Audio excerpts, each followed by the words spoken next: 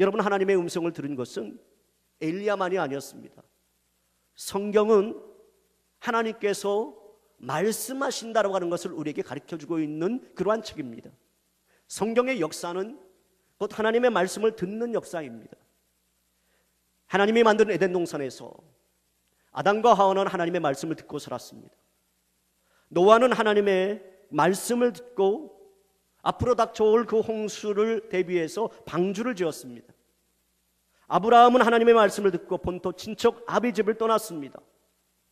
모세는 불타는 떨기나무에서 하나님의 말씀을 듣고 이스라엘 백성들을 출애굽시켰습니다. 신약 성경을 봐도 하나님은 말씀하시는 하나님이십니다. 하나님은 요셉의 꿈속에 나타나서 내 아내 마리아를 데려오기를 무서워하지 말라, 그렇게 말씀하셨습니다. 빌립에게도 나타나서 전도에 대해서 말씀했습니다. 하나님은 로마의 백부장 고넬료에게도 말씀하셨고, 그리고 사도 바울에게도 말씀하셨습니다. 바울은 하나님의 음성을 가장 많이 들었던 사람인데 그는 어려움을 당할 때마다 하나님의 음성을 듣곤 했습니다. 여러분, 이렇게 하나님은 우리에게 말씀하시는 하나님이십니다. 창조의 첫날부터 오늘까지 우리 하나님은 말씀하시는 하나님이십니다. 하나님이 말씀하지 않아서 우리가 못 듣는 것이 아니에요. 우리가 못 들어서 하나님이 말씀하지 않는 것처럼 보일 뿐입니다.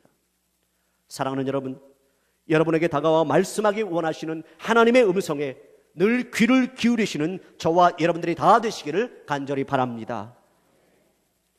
그렇다면 왜 우리는 하나님의 음성을 듣지 못하는 것일까요? 잔다르크와 관련된 이야기가 있습니다. 믿음의 사람 잔다르크가 늘 기도하다가 하나님의 음성을 듣는다라고 하는 소문을 그 나라 왕이 듣게 됩니다. 왕이 그 잔다르크를 불렀습니다. 내가 하나님의 음성을 자주 듣는다고? 그런데 말이다, 왜 하나님께서는 왕인 나를 제쳐두고 너 같은 하찮은 소녀에게 말씀하는지 나는 이해가 되지 않는다. 그때 잔다르크가 이렇게 대답을 했다라고 합니다. 왕이시여, 하나님이 왕에게도 말씀하시지만 단지 왕이 듣지 못할 뿐입니다. 왕께서도 마음으로 기도하시면 소녀처럼 하나님의 음성을 들으실 수 있을 것입니다. 왜 하나님은 말씀하시는데 왜 우리는 듣지 못하는 것일까? 하나님은 특별한 사람에게만 말씀하는 것일까? 그렇지 않습니다. 하나님은 누구에게만 말씀하는 그런 하나님이 아닙니다. 모든 사람, 우리 보편적인 모든 사람에게 말씀하시는 하나님이시다라는 것이죠. 그럼에도 불구하고 우리는 왜 하나님의 음성을 듣지 못하는 것입니까? 그 이유 중에 가장 큰 이유는 내 속에 내 생각으로 가득 차 있기 때문에 그렇습니다. 내 생각으로 가득 차 있기 때문에 우리는 하나님의 음성을 들을 수가 없는 거예요. 오늘 성경 본문에 있는 말씀 보면은 엘리야가 광야로 쫓겨나왔을 때 그에게는 많은 감정의 상처가 있었습니다. 그 첫 번째 분노, 그것은 뭐냐면 이세벨에 대한 분노, 그리고 또 자기 자신에 대한 어떤 분노, 그리고 하나님에게까지에 대한 어떤 그 분노가 그에게 있었던 것입니다. 왜 하나님은 이세벨의 그 엄청난 죄악에도 불구하고 그녀를 없애지 못하는 것일까? 왜 나는 저 이세벨 따위에게 쫓겨 이곳까지 오게 됐는가? 왜 세상에는 저런 이세벨 같은 악한 사람 그대로 존재하고 있는가? 그 어떤 미움과 증오와 그리고 분노가 그의 마음에 들끓었던 것입니다. 두려움의 감정도 있었을 거예요. 이세벨에게 잡히면 내가 죽을 수밖에 없을 것이다, 그러한 두려움, 또 자신의 미래에 대한 어떤 두려움, 그 두려움과 불안이 겹쳐지자 외로워졌습니다. 그래서 오늘 보면 10절과 14절 엘리야는 두 번이나 반복해서 한 말이 어떤 말씀인지 아십니까?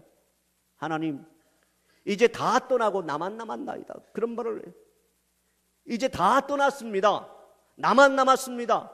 여러분, 그러나 그 혼자 남았습니까? 아니죠. 하나님이 준비시켜 놓은 7,000명이 있었지 않습니까? 그런데 7,000명이 있는데도 불구하고 나만 남았다, 그렇게 하소연하고 있는 겁니다.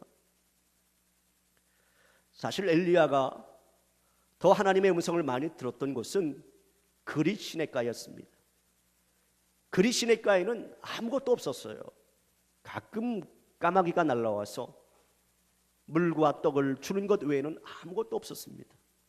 아무런 욕심이 없는 곳, 마음의 부담이나 걱정이나 분노가 없는 곳, 그곳에서 엘리야는 아침 저녁으로 하나님의 음성을 들을 수 있었습니다. 그러나 갈멜산에서 승리한 다음에 엘리야의 마음은 높아졌습니다. 길르앗에 우거하던 촌사람 엘리야가 어느 날 스타가 되었거든요. 갈멜산에서 850대 1의 영적 전투에서 승리한 다음에 어떻게 되어졌느냐? 우쭐해졌어요. 여러분, 사람이 우쭐해지면 하나님과 멀어지게 되어 있습니다. 교만하면 멀어지게 되어 있어요. 그래서 고독하게 살 때에는 하나님의 음성을 듣다가 잘 나가면 하나님과 멀어지게 되는 겁니다. 그래서 성경에 어떤 말씀이 있습니까? 너희가 선줄로 생각하느냐? 그러면 넘어질까 조심하라. 그렇게 말씀하고 있는 겁니다. 자, 그러면 우리가 어떻게 하나님의 음성을 들을 수 있을까요? 먼저 하나님의 음성 듣기를 사모해야 됩니다. 하나님 음성 듣기를 사모해야 돼요. 엘리야가 동굴에 들어가서 앉아 있을 때 처음에는 강한 바람이 불었습니다. 그 다음은 지진이 났어요. 그 다음엔 불이 있었습니다. 그 과정을 통해서 엘리야는 하나님의 음성 듣기를 소원했습니다. 하나님의 음성을 듣지 않으면 다시 살 수 없을 것 같았습니다. 정말 절박한 마음으로 하나님의 음성 듣기를 사모했습니다. 이를 위하여 자기의 모든 것을 다 내어놓았습니다. 갈멜산에서 승리한 것 다시 기억하지 않았습니다. 하나님 앞에 완전히 발가벗고 연약한 자가 되었습니다. 이세벨을 미워하던 그 마음도 내려놓았습니다. 그리고 기도했어요. 하나님은 제 연약함을 아십니다. 사람들은 저를 갈멜산의 영웅이라고 부르지만 저는 하나님 앞에서 연약한 피조물에 불과합니다. 제 마음의 상처, 저의 교만, 저의 분노, 제 두려움을 다 주께 내어놓았습니다. 주여, 이제 말씀해 주옵소서. 저는 주의 음성을 듣기 원합니다. 그는 마치 젖된 아기가 어머니 품에 있는 것처럼 하나님을 전적으로 의지했습니다. 여러분, 그렇습니다. 하나님의 음성은 사모하는 자에게 들려오고 기다리는 자에게 들려오는 줄로 믿으시기 바랍니다. 시편 62편 5절에 있는 말씀, 나의 영혼아 잠잠히 하나님만 바라라. 물은 나의 소망이 그로부터 나오는도다. 시편 130편 5절에 있는 말씀, 나곧 내 영혼은 여호와를 기다리며 나는 주의 말씀을 바라는도다. 사랑하는 여러분, 하나님께서 여러분들의 인생의 짐을 다 맡기기를 원하고 있어요. 맡기면, 그리고 하나님을 바라보면 우리 하나님께서 여러분들에게 하나님의 음성을 들려주실 것이고, 또 여러분들에게 새로운 사명을 맡겨주시고, 또 여러분들에게 다시 일어설 수 있는 힘을 주시고, 그래서 여러분을 통해서 하나님의 역사를 이끌어 가실 줄로 믿습니다. 많은 이들에게 용기와 희망, 그리고 따뜻한 위로를 주고 2009년도에 세상을 떠난 고 장영희 교수의 유고 에세이가 나왔습니다. 살아온 기적, 살아갈 기적이라고 하는 책입니다. 그 책 속에 다시 시작하기라고 하는 제목의 수필이 있습니다. 1980년대 중반에 그 장 교수가 뉴욕 주립대학에서 겪은 체험 단문을 써놓은 글입니다. 그분이 원래 장애가 있었어요. 장애가 있었는데도 불구하고 이제 미국으로 들어가서 공부를 하게 되는데, 이제 6년 동안 고생해서 학위 논문을 거의 마무리 짓고 이제 심사만 남겨놓은 상태였습니다. LA에 사는 언니네 집에 다녀오기 위해서 짐을 대충 꾸려서 자동차 트렁크에 그 짐을 실은 채 이제 여행을 떠나게 되었어요. 그런데 도둑이 들었습니다. 도둑이 차 트렁크를 열고 장 교수의 짐꾸러미를 몽땅 훔쳐 달아났습니다. 그런데 그 짐꾸러기 속에는 그동안 온갖 정성을 기울여 쓴 박사학위 논문의 최종본도 들어있었던 것입니다. 그때 당시가 1980년대 중반이었던지라 컴퓨터가 대중화되지 않았지 않습니까?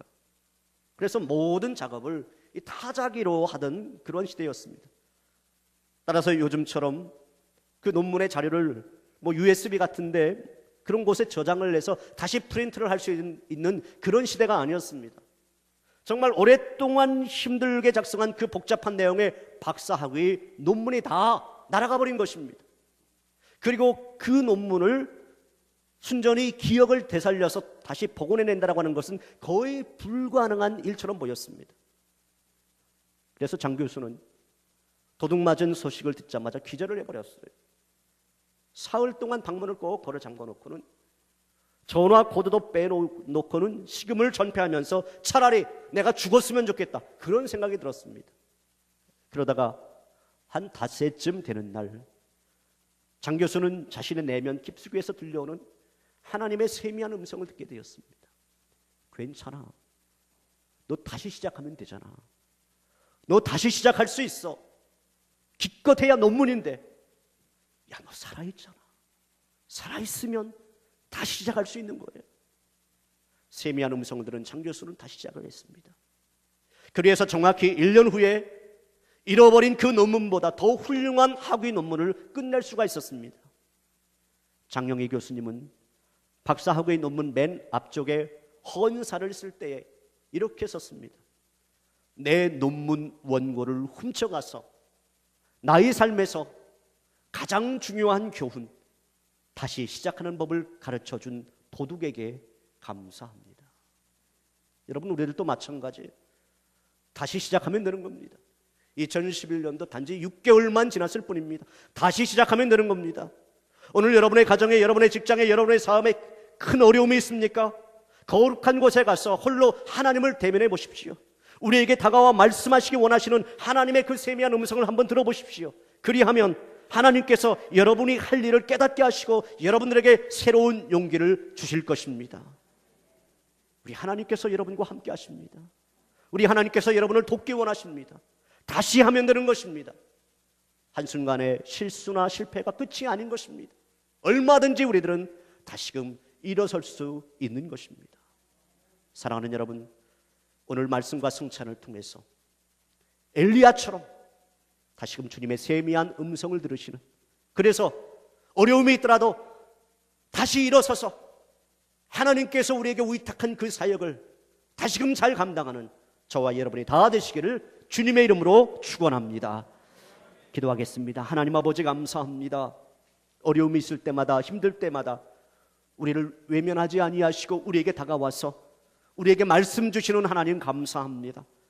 엘리야가 하나님의 음성을 들었던 것처럼 하나님, 오늘 이 예배를 통하여 또 우리가 성찬을 통하여 우리에게 다가와 말씀하기 원하시는 하나님의 세미한 음성을 들을 수 있는 우리 모두가 되게 하여 주옵소서. 그래서 다시금 일어서서 하나님께서 나에게 맡긴 그 사명의 자리 우리가 잘 감당할 수 있도록 주님 함께 하여 주시옵소서. 예수님 이름으로 기도하옵나이다. 아멘.